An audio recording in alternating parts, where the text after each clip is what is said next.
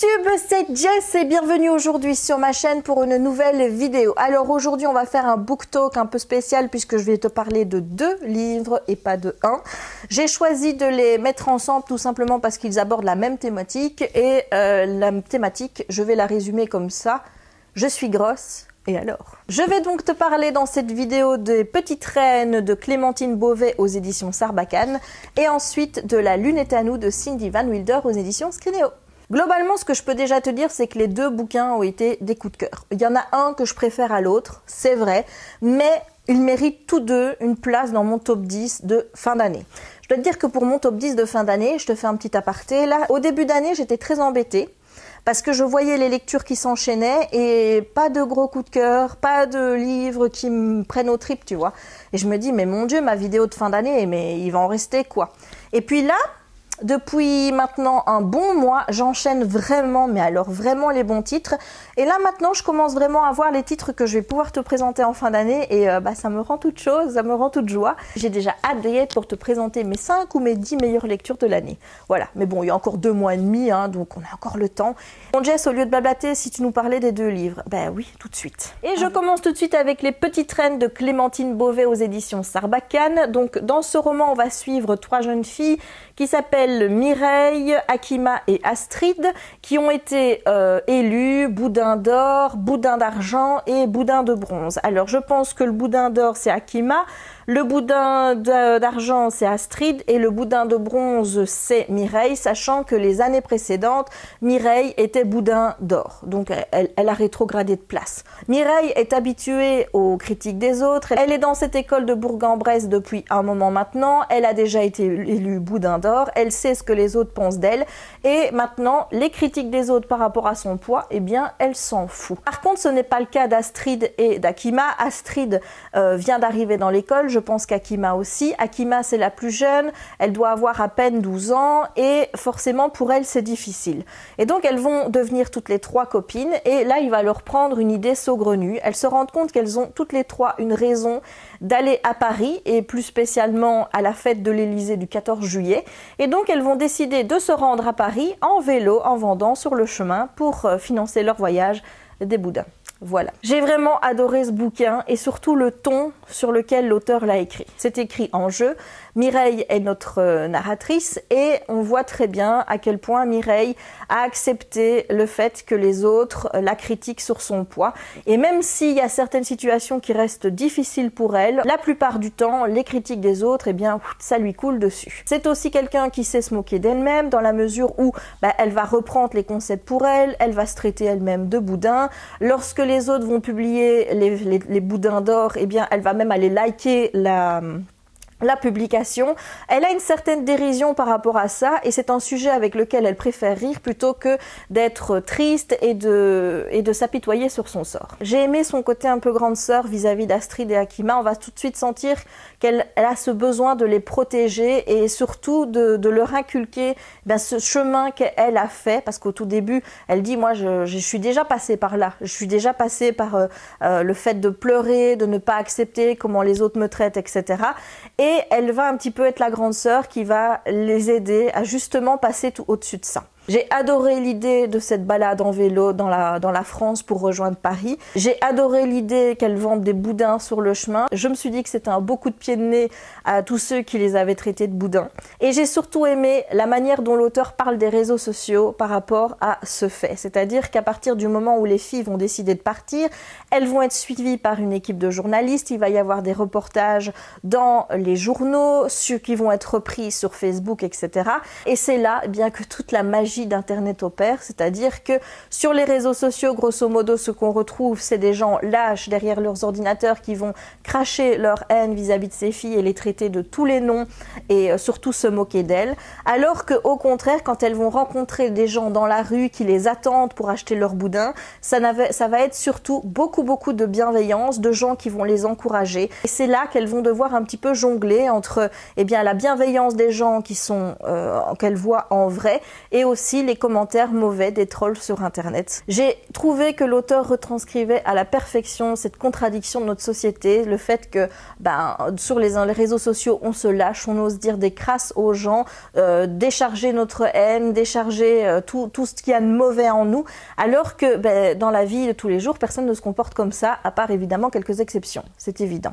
J'ai aimé les personnages, les 3 filles, j'ai aussi aimé le personnage de Kader qui les accompagne, qui est en fait le frère d'Akima, qui est lui handicapé puisqu'il a perdu l'usage de ses jambes après être parti pour une mission en guerre. C'est vraiment un chouette roman, il aborde le sujet avec dérision mais en gardant un message clair derrière. J'ai trouvé que c'était très bien fait, même si parfois c'est vrai que le côté un petit peu trop de Mireille m'a un petit peu gavé.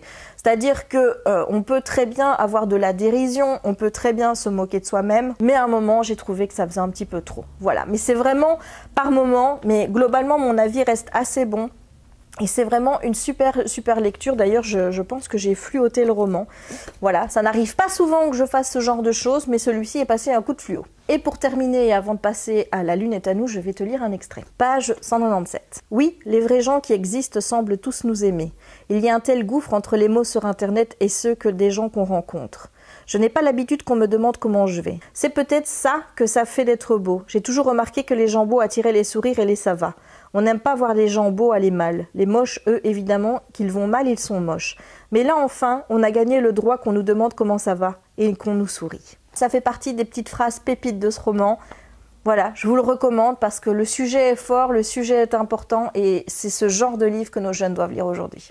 Et maintenant, je passe à ma pépite, qui est donc La Lune est à nous de Cindy Van Wilder aux éditions Scrinéo. Donc c'est mon premier Cindy Van Wilder. Non, je n'ai toujours pas lu la saga des Outrepasseurs, je n'ai pas lu non plus Mémorex. Je vais me rattraper très vite parce que j'ai vraiment adoré la plume de l'auteur dans ce livre. Dans ce roman, on va suivre 2 jeunes. Tout d'abord, une jeune demoiselle qui est de couleur noire et qui s'appelle Olivia. Elle a perdu ses parents quand elle était jeune et pour aller un petit peu mieux et se défaire un petit peu de l'image qu'elle a d'elle, elle a décidé de créer un compte Instagram qui s'appelle Curvy Grace, sur lequel elle montre des outfits qui vont aux personnes rondes, et elle a plutôt du succès au point que une chaîne belge de YouTube qui s'appelle Les 3 Grâces, qui est tenue par 3 filles, il y en a une qui quitte le groupe, lui propose de rejoindre leur petit groupe pour pouvoir faire des vidéos avec elle. De l'autre côté, on a Max qui lui aussi lutte contre des problèmes de poids, mais qui en plus est homosexuel et n'ose le dire à personne. Il a peur de faire son coming out, surtout devant ses parents, parce qu'il ne sait pas du tout comment ses parents vont réagir, puisque ceux-ci n'arrêtent pas de le tanner en disant « Et alors, quand est-ce que tu nous ramènes une petite copine ?» et ce genre de choses. Il habitait en France avec ses parents, et lorsque ceux-ci décident de divorcer, sa mère, qui est belge, repart en Belgique et emmène ses 2 fils. Lui, il n'est pas très content de venir dans notre pays, autant le dire tout de suite. Et Olivia et Max vont se rencontrer puisqu'ils fréquentent la même école et devenir amis. C'est tout ce que je peux vous en dire pour ne pas vous spoiler. Je sais pas trop quoi vous dire sur ce livre à part qu'il est juste génial. L'auteur arrive à faire passer des choses très simples, très bienveillante à travers son écriture. C'est vraiment doux, c'est vraiment très agréable. J'ai vraiment kiffé d'un bout à l'autre. L'auteur ne fait pas que parler de la grossophobie dont sont victimes nos 2 personnages, en particulier Olivia, puisque suite à un problème avec l'une des 3 anciennes grâces, comme je t'ai dit qu'elle devait rejoindre leur chaîne YouTube, Olivia va subir un lynchage sur internet qui va être d'une ampleur absolument phénoménale, qui va prendre des proportions de fou. À sa place, autant vous dire que je pense que moi j'aurais supprimé tous mes réseaux sociaux, je me serais terrée, je me serais cachée et j'aurais voulu que tout le monde m'oublie. J'ai trouvé ça extrêmement violent, extrêmement dur, et la manière dont elle va réussir à surpasser ça, eh bien mon Dieu, je dis waouh. L'auteur nous montre qu'on peut vraiment surpasser ce genre de choses, aller au-delà de la critique des gens, surtout s'en foutre et surtout s'accepter soi-même. J'ai trouvé que c'était vraiment bien fait, c'est d'une délicatesse, d'une perfection incroyable dans les mots qui sont utilisés. Ce sont des mots qui sont simples, mais c'est des mots qui restent, c'est des mots qui vous prennent aux tripes, quoi. J'ai vraiment adoré. Les problèmes abordés ne sont pas justement que le problème de la grossophobie. Il y a aussi le racisme qui s'y mêle, puisque évidemment Olivia est grosse et noire. Vous imaginez qu'elle en prend plein la tronche. De l'autre côté, vous avez Max qui est gros et homosexuel et qui va aussi, je vais pas dire avoir des problèmes avec ça, mais là, ça va être aussi une question d'acceptation de son homosexualité déjà par rapport à lui-même, le fait de se dire je suis homosexuel et je l'accepte, et aussi le fait de pouvoir faire son coming out et se faire accepter par ses parents. Donc c'est vraiment dans la sphère familiale que cette question de l'homosexualité se joue, et ça a été très fort pour moi aussi de voir cette problématique abordée. Mais ce n'est pas tout. Il y a des petits clins d'œil qui sont faits à d'autres problématiques, comme à un moment donné, Olivia, donc, qui a été élevée par sa tante, puisque ses parents sont décédés quand elle était jeune, sa tante va lui faire part de reproches qu'elle a eus quand elle était plus jeune, du fait qu'elle ne voulait pas avoir d'enfants, qu'on l'a traitée d'égoïste et que ce genre de choses. Donc il y a d'autres problématiques sociétales qui sont abordées, qui tournent toutes autour du jugement que la société fait par rapport aux individus et qui condamne ceux qui ne se mêlent pas, qui ne sont pas dans le moule. J'ai kiffé cette histoire.